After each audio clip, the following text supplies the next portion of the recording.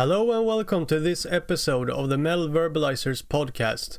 I'm Johan Verbalizer and today I have a new great band to recommend, Nuclear Revenge.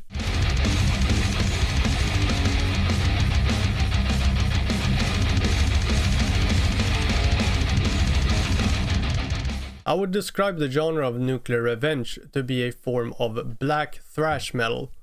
The band is from Spain and was started in the year of 2012. The members of Nuclear Revenge were friends already before they started the band, so I guess that the members were basically a few friends that one day decided that they should play old school thrash metal together.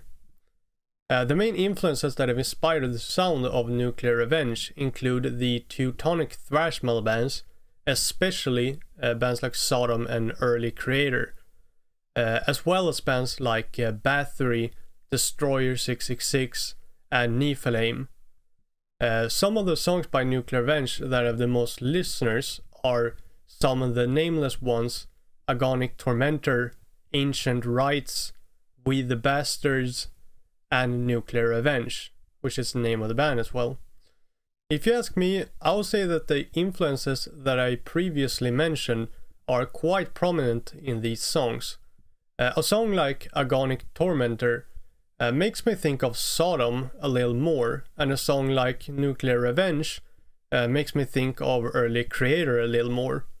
So I guess it would make sense for this reason to start with one of those songs.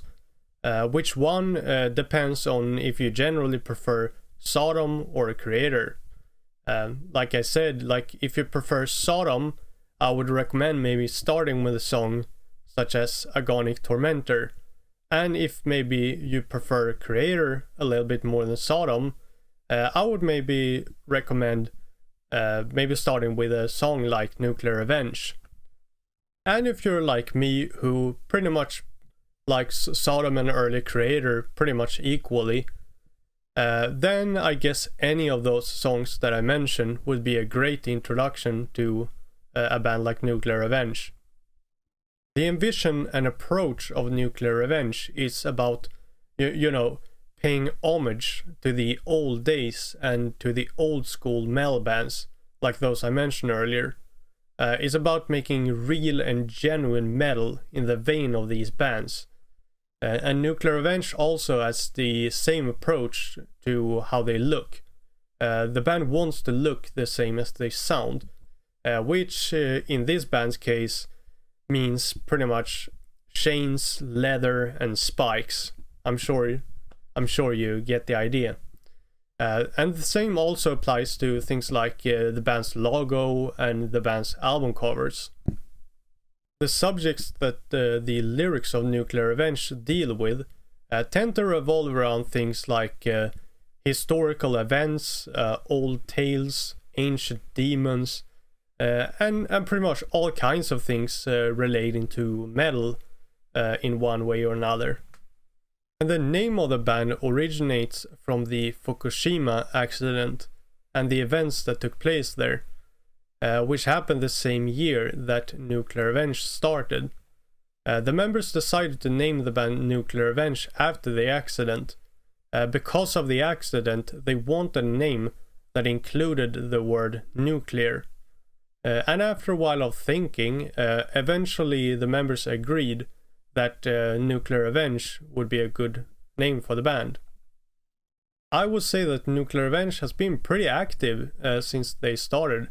They have two demos, one called A Gate to Madness, the other is called Mayemic Blitzkrieg, a split called Ritual of Violence, two full-length albums, one called Let the Tyrants Rise, the other is called Dawn of the Primitive Age, and a live album called Live Among the Wicked.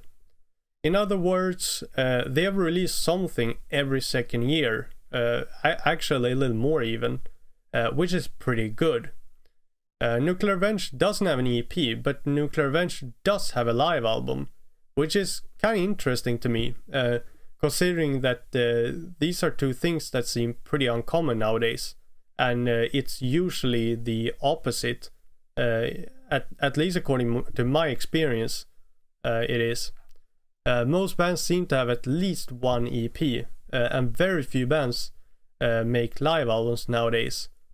However, as I have mentioned several times earlier, I am personally a big fan of live albums, and I think it is really cool that Nuclear Revenge has made one, and I'm personally a big fan of it, and definitely encourage you to check that one out, because I think it gives the songs a pretty I don't know how to describe it really, but in a live setting like that, with music such as the music that Nuclear Revenge plays, it really adds something to kind of hear it in a live setting. So if you have listened to some of their albums, and like the songs that I mentioned earlier, for example, and then I would definitely recommend that you go over to the live album. Definitely recommend that. And I mean, I'll pretty much do that with any band really that has like live albums. That definitely check those out, because it's something about the live aspect that I feel really adds a lot of things to the songs. So yeah, I would definitely recommend that. Regarding the future of Nuclear Revenge, the band is actually currently hard at work with new music.